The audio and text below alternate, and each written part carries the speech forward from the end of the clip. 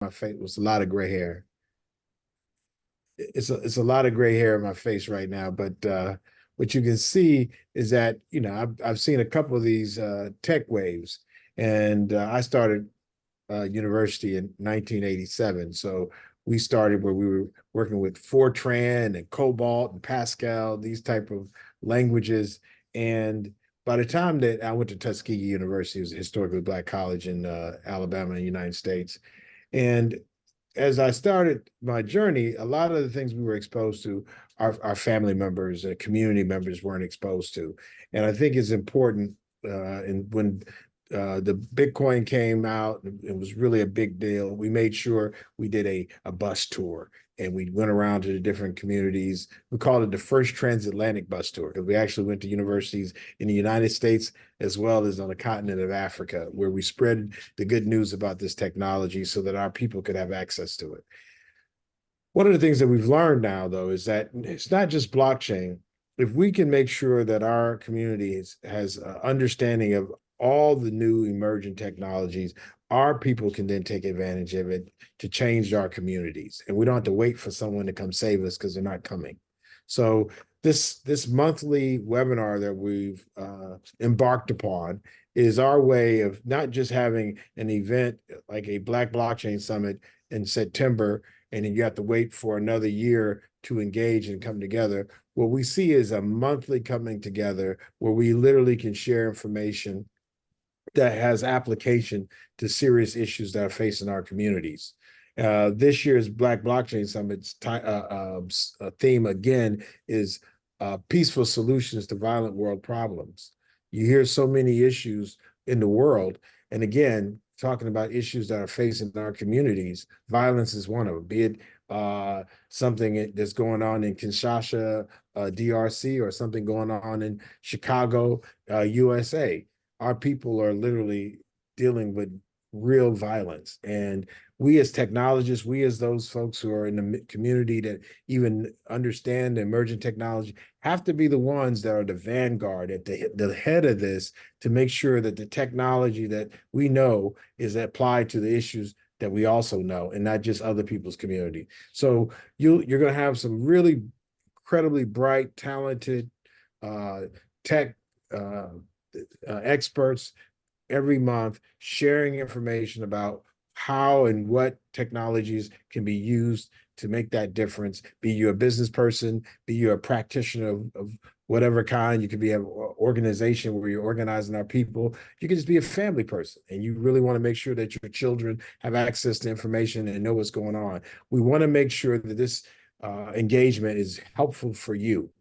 And that, even though it's virtual, we may not be able to touch and hug each other like we do at the Black Blockchain Summit, we'll be able to share something even more important than that. And that's our wonderful energies and minds and spirits together. And technology can't get in the way of that. So without standing in the way of something super important, like our incredible speakers today, I just want to say thank you to those.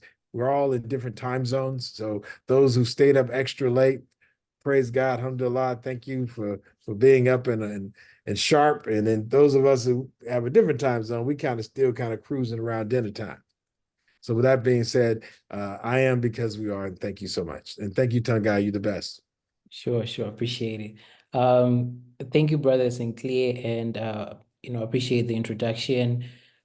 Now everyone is clear. Yeah, it's 11 in Nigeria, it's 12 in Zimbabwe. Our speakers are in Zambia. So all of this is amazing. I would like to share a quick video about the upcoming Black Blockchain Summit before we get to our speakers. So yeah.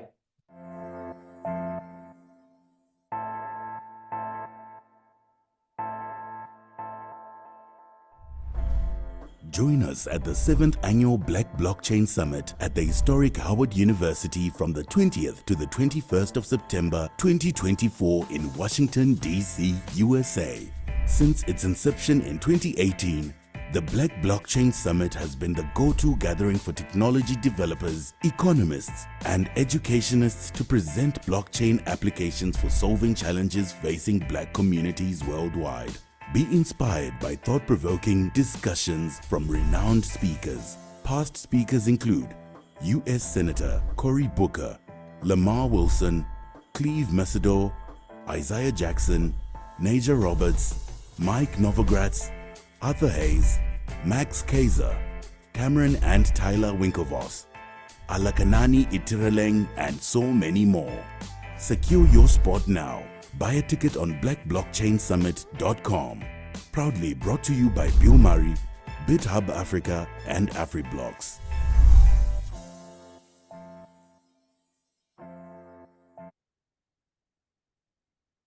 Thank you, thank you. So yeah, without further ado, I'm going to leave the floor to Munda Mudenda, who's joining us from Zambia. He's our, you know what, I'll let him introduce himself. But thank you so much, brother, for coming on. Hi, thank you so much, Kangai, and thank you everyone for showing up. Thank you, Brother Sinclair, for the amazing context about why we're having this amazing webinar, and also for emphasizing that it's actually the inaugural webinar.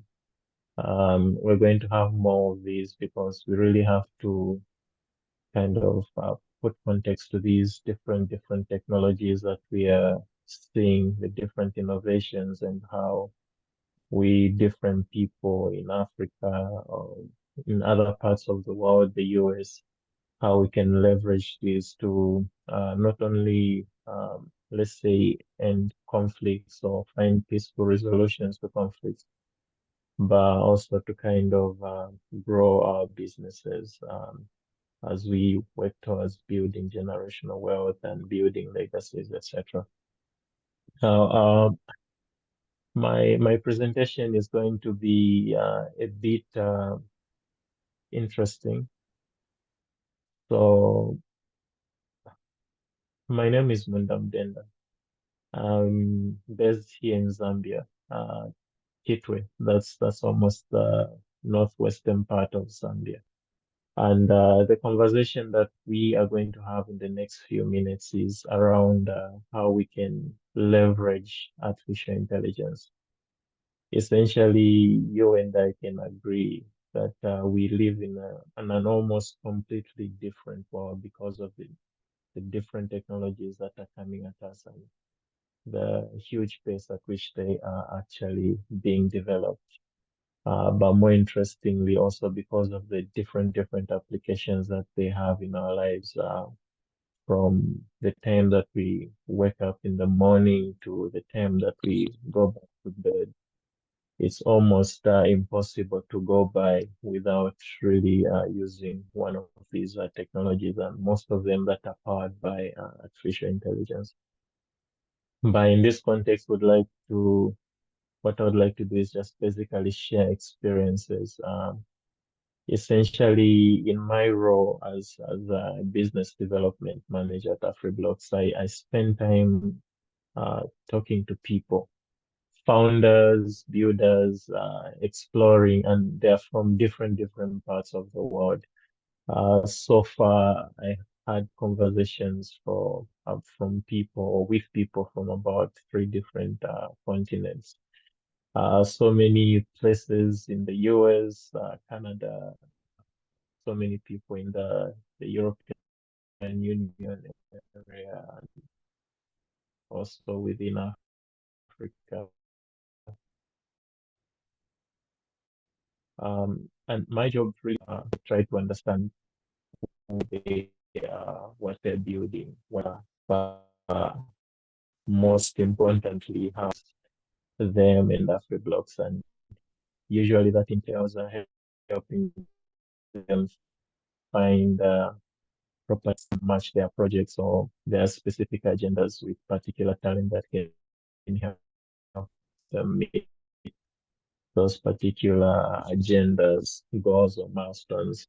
And essentially, the overall goal they want to see is growth, either business growth, revenue, etc., or just essentially improve how they are operating their business internally. or it could also be the image. That what I'm presenting is basically a distillation from over 300 conversations I've had since 2022. Particularly, I say 2022 because this is when we saw the bigger application of what we now have as artificial intelligence. We know for many years now we've been interacting with artificial intelligence, but I guess it was a different feeling. It was a different approach. It was a different version of intelligence that's on November 30th, 2022, when OpenAI released officially ChatGPT.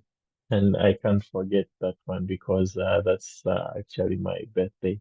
So I remember having interesting conversations with so many of my colleagues at the time. Say, I've never seen this kind of a platform where it can write music, it can write poems, and it can write them in particular context of different pieces. Some could even be dead. It was something that was fascinating. So we actually live in a different world altogether. But it isn't just OpenAI that's been doing this. And more recently, we see how Apple as well kind of come into the game.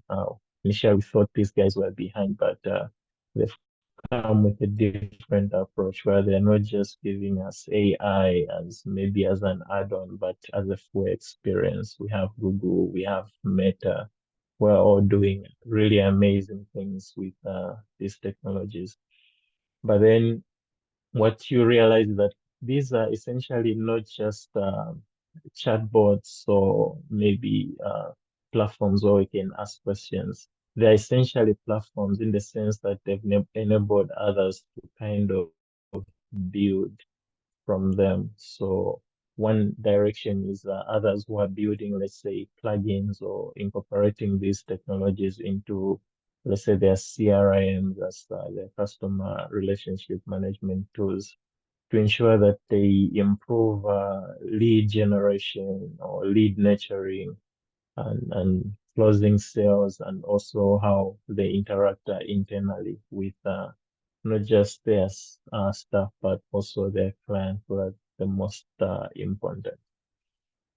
So I really won't bore you with definitions per se, but these ones become very important as they lay context to the next few minutes again. So AI is essentially human beings trying to create these systems that kind of simulate human intelligence, right? We want to make sure that they can take in information, process that information, and then come up with meaningful conclusion. But under AI, we still have so many other categories of things that are happening. So, and one of them is machine learning, and that's where they use models based on maybe mathematics to l- learn, but not only learn, but to kind of predict what would happen or what would be. How do I increase the chances of getting a better outcome? Or how do I avoid a, a bad outcome? And people are using these in their businesses, and they're really helping to grow the revenue. Uh, uh, so AI, the applications, let's have a look at lead generation, essentially, which is the beginning part of, I don't know, when you look at the whole sales funnel as we have it, the popular sales funnel, essentially what you are trying to do in the first place is to look at, can I kind of scout for people that would be interested in my product? So you're kind of prospecting, right? And those are essentially cold leads. You're trying to see the people that have interest and then take them through the process where you can kind of convert them into people that actually pay for your product or for your service. Now, with the use of machine learning and AI, we're able to do that much more smoothly. And we have practical examples with platforms like HubSpot, where they've incorporated a lot of machine learning and AI related tools onto their platform to make sure that they help businesses not only increase the number of people that come in to ask about their products, or maybe to understand them better and to understand what angle they have as they're approaching them, but also to increase the quality of it. So with lead generation, essentially, you're also trying to save time. You don't want a situation where you have people coming in and then they are going out the same way. So you want to make sure that those that are coming in maybe are people that are really interested in what you are selling or what you're offering. But it also helps you to kind of have more context in terms of how to drive the conversation when they come through. So lead generation, not just the quantity, but the quality. AI is really doing amazing work in that. And another thing is also lead nurturing. So when these people have kind of come in, what conversation do you have with them? At what point do you have that conversation with them? What's to say, what's not to say? Because you kind of have more depth in terms of understanding who they are, where they're coming from, what their interests are. You also are able to kind of have much more meaningful conversations because you're able to meet them at their point of needs. So you are able to set out or to kind of prepare email campaigns that are more contextual, that are more relevant, without really doing so much guesswork as it was before. These AI models have already kind of distilled this information for you, and you just have to build on that to have more meaningful conversation with these different people. So AI-driven platforms can automate email campaigns that are tailored to the recipient's behavior and also preferences. And in this way, they kind of ensure more relevant and timely interactions. So apart from just knowing what to say, when to say them, but also making sure that there is no lag in giving them feedback. And that's why we see things like chatbots are becoming more and more interesting, because at any given time of the day, whether you are sleeping or not, you can have these chatbots that can give meaningful responses to these people, help them schedule calls and all those other things. You are practically nurturing these different leads. And another thing is on sales and closing of leads, because you have more depth in terms of the conversations that you have. You can analyze your data much more appropriately.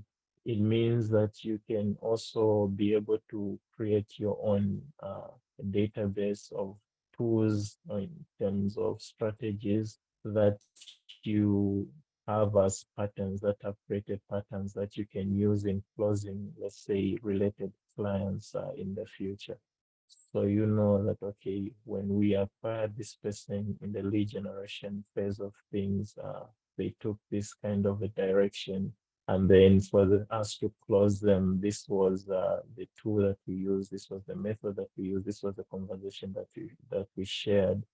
With AI, it analyzes all that journey, that data, and it's able to kind of guide you much more successfully on how you can close with meaningful techniques.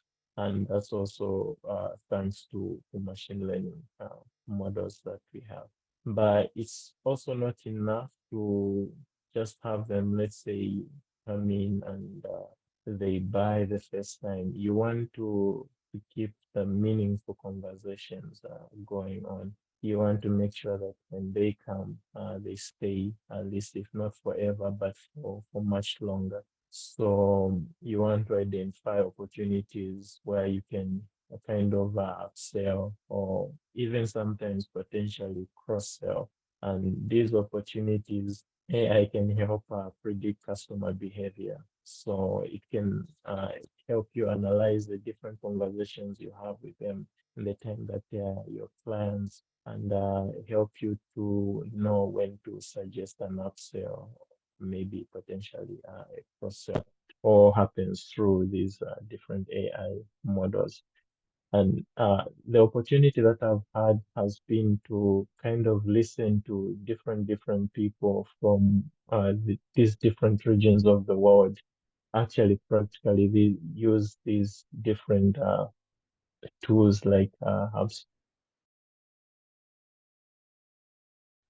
like I mentioned, but that's just one of them. There are so many others that they are using, and how they are improving their revenues. Let's say I had this conversation of an AI startup in the US who are telling me how, because of the customized AI tool that the talent that we provided them, helped to increase their revenue from 15% to 20% and then to 25%.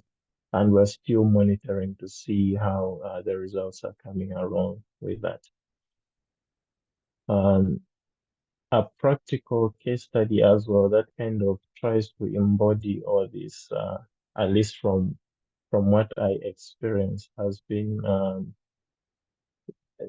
I've noticed a lot of startups coming in for customized AI tools, and one of them was based in the US, and they were looking for an AI-based scripting tool. So what that essentially does is that it goes through different websites or platforms that you assign it to kind of look for people whom you've specified. In this case, for them, they were looking for really early stage startups that were maybe moving from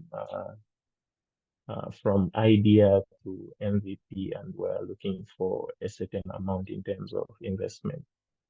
So at any given time of the day, this AI tool has to go through these different websites, collect this information of who the startup is, maybe who the co-founder is, systematically insert this information into a CRM, and then not just insert in a CRM, but also rank that information based on priority, rank that information based on the funding amount that they're looking for.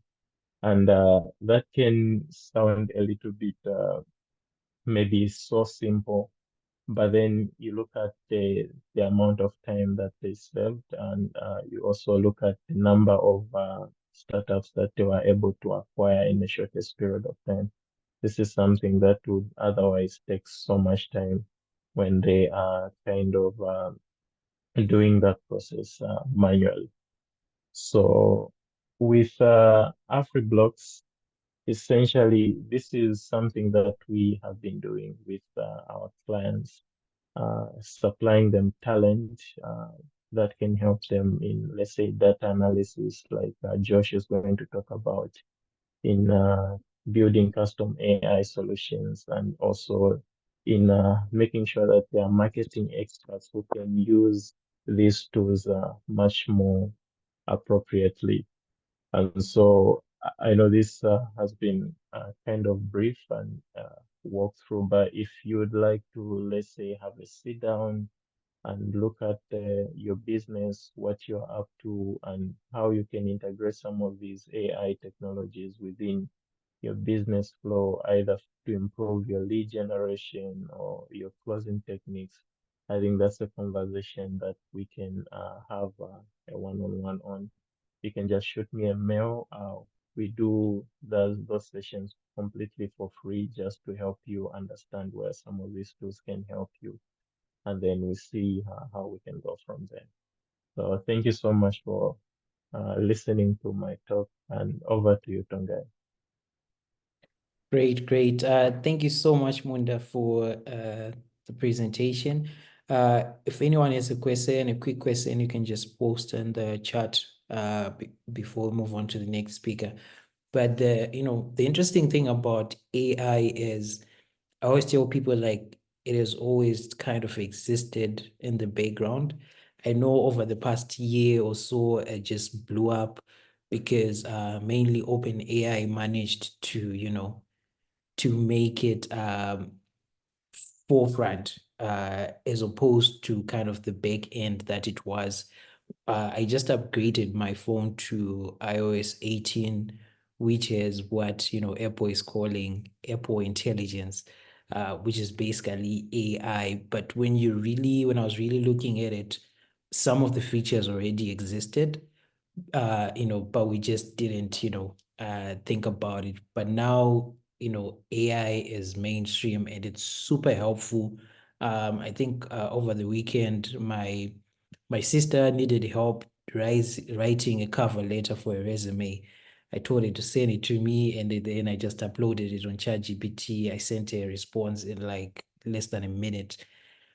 Before this, I would have taken like, 3 hours to do it. So I say this to, point out the fact that you can use AI to better your life, to improve your business, um, to be more efficient. Something that would take you 3 hours or 2 days to hire someone. Now you can do it with ChatGPT because ChatGPT is free, but it has a premium version for like $20 a month.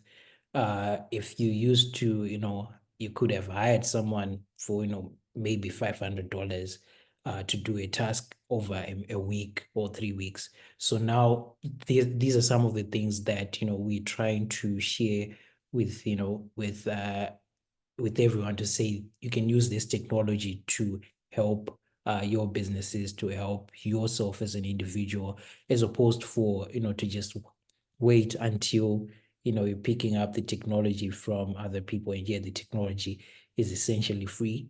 It's essentially available, and some of the models are actually open source for people like me, or people like, some people on the school who are developers. You can actually access this technology to develop solutions that actually help us as, the Black community globally, as the, African diaspora, African Americans. We can actually use, create solutions that help us day to day.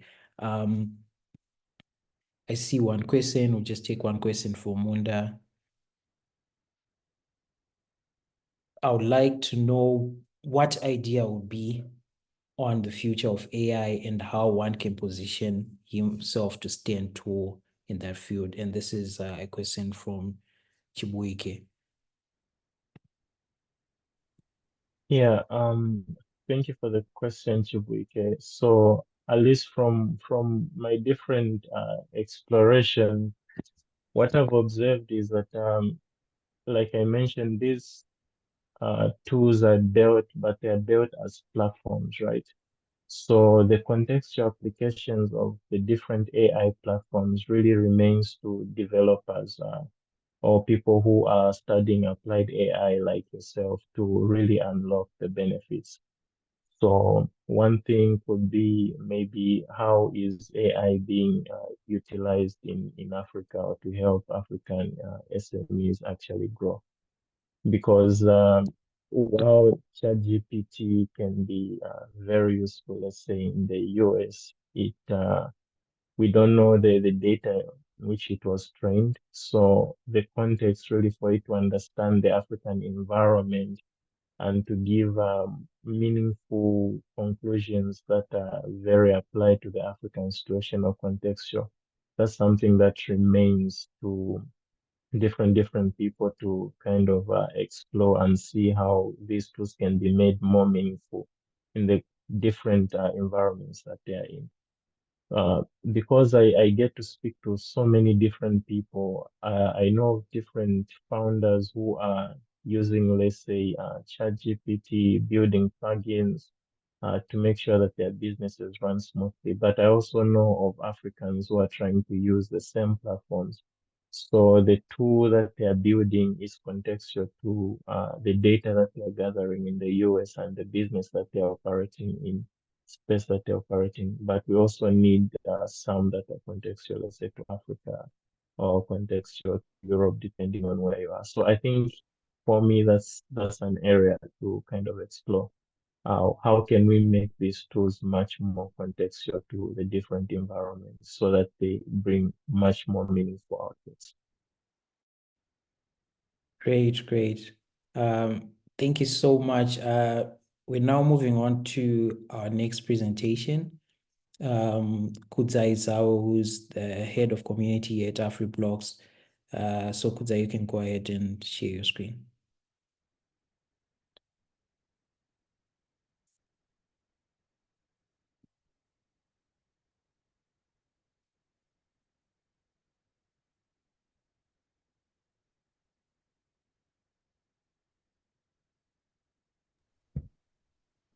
Okay, just to make sure, can everyone hear me?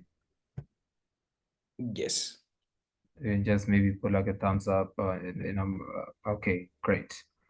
Thank you so much, Tongai. Thank you, Munda, and thank you, Brother Sinclair, for the introduction. My name is Kudzai Zawe. I am head of community at AfriBlocks.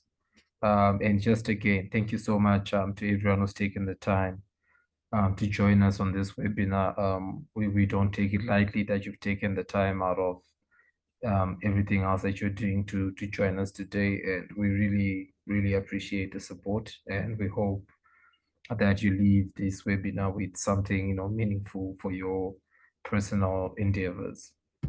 So I'll try not to waste too much time. So yeah, I'm going to be talking about how you can optimize business performance through data analysis. So now we are currently living in a world that is driven by digital data. It's actually, data is called the new oil, and it has become one of the most valuable commodities in today's world, because businesses globally, large or small, are relying on data to improve their business performance. So there are four main reasons why you should use data-based decisions in business.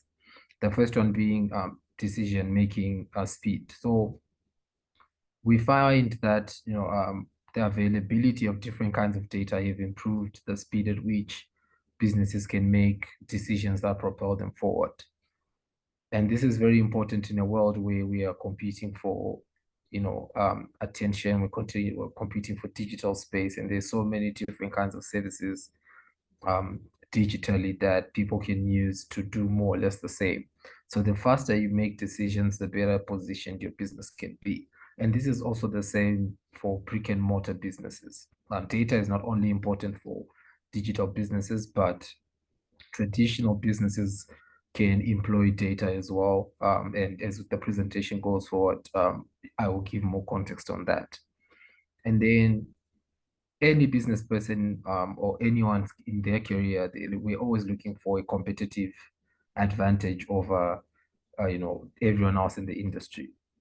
And these insights, you can get them as well from properly analyzed data. You can constantly improve your processes and identify any bottlenecks that might be, in your process towards achieving the goals that you set for your business.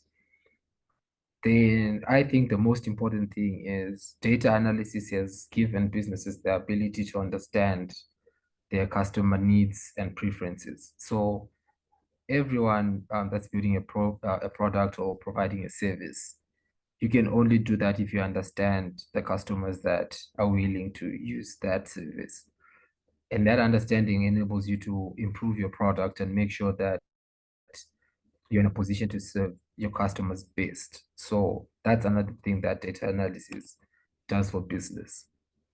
So I want to talk about the next step I want to talk about is data sets. And essentially, when I say data sets, I am referring to the different kinds of data that you can put together in a bid to, work on improving your business and see where the areas of improvement lie or where you need to build.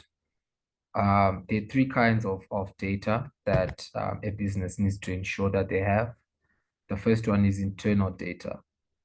And when we talk about internal data, we're talking about the things that the business has access to that it doesn't show the world. So we're talking your sales records, could be employee performance, just like, or product performance if you're a business that has different kinds of products. So for internal data, for as an example, at AfriBlocks, we offer a wide range of services, but our data tells us that there are certain services that customers consume more of in relation to the other services that we provide. So what that does in turn, for us, it means that we have to look at, okay, so how do we perfect the products that people are buying a lot of? And what do we do about the supporting products that we also want people to make use of? So that's internal data that we can use to improve how we deliver our services to our customers. And then you have external data, which is data that comes from external sources. So competitor analysis, for example, is one example of external data, where you receive information based on, depending on how you've put it together, but it tells you the industry trends, what your competitors are doing, and so that you can take a look at your own business and see if what your competitors are doing is what you would also want, or if you would want to do it in a different way. It just gives you, a starting point for making such decisions. And then we have real-time data, which a lot of businesses are making strong use of, which is web analytics, your social media analytics, and this is the kind of data that is constantly available, it's constantly coming, and it changes, on a day-to-day or even, on an hourly to hourly basis. And the faster you put together these data sets to make, to build and make decisions, the better position you will be in your business or in your career. So there's this little diagram that I have here. And so everyone is starting here where we have a product, right, that we've built, and we have product uptake. So this product uptake could be positive, it could be negative. It could be people are using our service, are buying our product, or people are not. And we need to figure out why. So when you collect the data, right, we have our data sets here. It could be the internal data combined with external and real-time data to say, okay, people are coming onto our website. This is where they are stopping. Why is that happening? What that also then informs is our customer persona, which is, what kind of customers are taking our products in, and what kind of customers are not. It's usually the one mistake that I see a lot of is businesses trying to serve everyone, which is essentially next to impossible. You will have to build a customer base that you then feed with your services. And so you need to understand your customer persona, which will then help you increase your product uptake. The increased product uptake is going to lead to the growth of your business, of your product, of your service, of your career, and the data you get from your growth. So for example, if you notice that since you started pushing your product in Europe, you've experienced an uptake in your service, which has grown, your business. You are likely then to start putting more, effort into that region, or trying whatever you did in that region in another different region, because the growth has given you a new set of information that you can now apply, to say, okay, we see growth in this way. Can we replicate this in a different region? Can we replicate this, or can we try it out, or can we change it to suit this, environment? So these four, which are product uptake, data sets, customer persona, and growth, will end up then creating sort of a cycle that just keeps, that's a feedback loop that when things are going well, you will see all of these things are taking a positive direction. So how do we collect this data that we're talking about? How do we analyze it? How do we apply it in our business? So when you're talking about data collection, I think the first stop should always be good old customer feedback. Even before the digital age, businesses relied so much on customer feedback.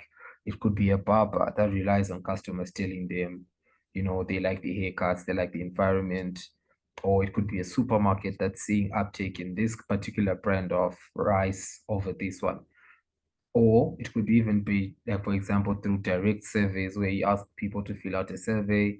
And we also have this in the digital space where you can conduct surveys, you can get customer feedback of your social media pages, what do people interact with more. And that is always, I think, that is always the number one key thing that you need to look at. The consumers of your service are always going to give you the biggest indication of where your business, the direction your business should take. And then we have CRM tools, customer relationship management tools, which Munda also alluded to. And essentially what CRM tools do is they offer you a platform through which you can have a more comprehensive look at the customer data that you have. So, the human brain is limited, in certain ways. You can't remember every little detail. But your CRM tool is going to be able to do that, and it's going to offer you, a more comprehensive view of what's going on around your business and your customers. And then we have web analytics, which I will touch on briefly because I think that's pretty clear in terms of, your social media, your websites, uh, everything. So web analytics and social media analytics would be sort of go hand in hand, which is customer visits. Where do they stop in the process? Where do they continue to on the process? What do they prefer? What are they taking more time looking at, and things like that. And so when you then look at those analytics, they should be able to point you to what's working for your business and what your customers are looking more for when they visit your website or your social media pages. And then the fifth data collection method that is really going to be important, is already important, and it's only going to grow, is the Internet of Things, which is IoT and sensor data. So this is more applicable to businesses that are more brick and mortar, that are physical, where customers physically interact with the product or the business. So we could have, for example, we have a bookstore, and we're trying to figure out which books do people want to read more of. And we have sensors around this bookstore that tell us which section most people view. So everyone that passes past that sensor, the sensor picks it up. Everyone that stops at a certain section, the sensor picks it up. Every other section that people don't visit, the sensors pick that up. And this is also IoT and sensor data is also in real time. So we are able to tell, immediately where people's areas of interest are, and what's getting more attention, and we're able then to make decisions based on that information. And once we have this data, it needs to be analyzed so that we can understand it, and that we can then actually get to the point where we can make a decision because the data has been analyzed. So the first type of analysis is descriptive, which is essentially a summary of the data as it is. It's raw, it's just been summarized. It's just essentially a summary of the data, which is descriptive. It just tells us 300 people visited on Tuesday, 10 people visited on Wednesday, 3 people clicked on this picture on this day. That's all that is. And then we have what we call diagnostic data analysis, which essentially tells us what we need to do to prepare for what's coming based on what has already happened. So we look at what the results that we've already had, and we use that sort of to diagnose, to say, okay, so this is probably where we need to go, where we need to go, because in the past, these are the cause of this effect. And so going forward, we should take this direction.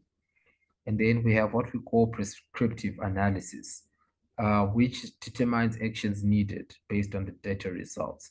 So diagnostic tells us what happened in the past, the cause and effect. And prescriptive now, gives us exact actions that we need to work on. So, for example, we could say our chatbot is not fully capable of holding a conversation. So what do we need to do? We need to improve the AI chatbot that we use, and we need to build on it. We need to teach it A, B, C, D. We need to teach our AI model certain things. So that now becomes prescriptive analysis, where we're now giving a prescription. Essentially, it's like when you go to the doctor, they diagnose you and they give you a prescription to take to the pharmacy. So that's prescriptive analysis. And then we have predictive analysis. So predictive, the difference between prescriptive and predictive is prescriptive is more practical, predictive is more theoretical. So predictive is more of a forecast. It's what we think future trends are. And predictive analysis reaches further into the future than prescriptive does. So predictive, we're talking, when we say by the year 2030, 50% or 60% of the world's global workforce is going to be the Black community, and most of those are going to be from Africa. That's predictive analysis. And we're taking that from, what we've seen that is happening before, the education that's coming up and the trends that are there now. And we're using that to determine what could be the future trends around certain businesses. And so we move on now to best practices in business optimization, when you're talking about data analysis. So data is very sensitive in several ways. And you have to make sure that when you're doing data-driven decision making, there's certain things that you just need to do as well as you can. And the first of those is data accuracy. So because the internet, the way it's structured and how it is, there's a very good chance that of accessing inaccurate data. And we always want to make sure that our data is as accurate as possible, because then that allows us to actually make the right decisions. So, people use the internet in several different ways, and there's also like a lot of false data. So data accuracy needs to be, we need to figure out how to collect accurate data. Then we have data policies and governance. This we usually see around sensitive data like identity documents, financial information, and things like that. They are standards that need to be applied to the storage, to the disposal of this data, because this is data that could be used, to do a lot of wrong, and to credit card fraud and all of those things. And if you're handling that kind of data, there are certain policies, in different regions of the world that essentially determine how you should go about that so that you're in compliance. And then we have constant checks and improvements. And these are emerging technologies, right? And data analysis has been there for a bit of time now, but it's still fairly an emerging technology. And so there's always room for improvement. We should always check, the processes that we're using, how we can improve them. And the improvement will help us, gain more insight, and it will also help us, just make sure that we're handling this data in all the right ways. And then we have what we call functional cross collaboration, which is now when different departments of the same organization or of the same business can share different kinds of data insights. So an example would be the community side of AfriBlocks and the business development side of AfriBlocks. So if Muunda is speaking to certain clients and I'm speaking to certain clients, and then we come together, we share certain insights that we have about the kind of customers that we're interacting with. These are two different departments that are interacting with customers in different ways, but functional cross collaboration will help us improve, process around the business as a whole. And these are the 5 areas that you need to pay special attention to if you're going to go the direction of using data analysis strongly in your business. The first one is privacy, which also ties into, what I was talking about before with compliance and sensitivity. Then we have skills gaps and training. Staff needs to be trained. around, some of the data things that they'll be handling. If it's compliance, if it's how to package the data, etc., there needs to be a bit of training and filling in of skills gaps. Then we have scalable data structures, which is to say, the methods we're using, to collect, to analyze, to use the data, are they scalable? If we go from 100 customers to 500 customers, are we still able to use those same structures? You need to make sure you have that groundwork done right from the start, because trying to do that, at a later stage, it's always going to be difficult. And then integration of different data formats. So it could be images, it could be text, it could be mathematical data. How are we integrating all of this data to bring it together to make one, data set that we can use and understand in our business? And then the fifth thing is to create a strong data culture. Now, you'd be surprised how many businesses actually don't have a strong data culture, although data is one of the things that have become very important in today's world. So people need to be conscious of the data culture that they're operating in, conscious of collecting data, conscious of recording things, conscious of, collecting certain bits of information and inputting them where they should, because that is the only way that we're able to follow the data to see this is what's point A, this is where we are now, and this is the direction we need to go. And so now we're looking at the future of data analysis to say, where is data analytics going? Where do we need to be paying attention to now? And the first thing is big data. Big data is essentially, data sets that are much deeper than we've had access to before. So businesses need to be in a position where they can access big data, they can access these deeper pools of data so that they can, make better decisions for themselves. The second thing is real-time analytics and processing. This will always constantly be important in any data analysis. Real-time analytics are your best bet if you're trying to make quick decisions, because it tells you what your customer behavior in real time, and you're able to act on it in real time as well. If you need to make any changes, you can make changes immediately as soon as you get the information. So for example, if somebody comes and says, I was trying to do ABC on your website, I was trying to post a job, it's not working, you should be able to do that quickly to fix it. And the only way you can do that quickly is if you're collecting the data in real time and if you're processing in real time. The third thing is Web3 and blockchain. So, Web3 and blockchain are sort of, people use them interchangeably, although there's a slight difference, which I won't get too much into. But these are essentially the backbone of the future of data analysis, because these ones, they allow us to, make reference to accurate data. Blockchain will improve accuracy because this information has been verified and we know it can't be changed.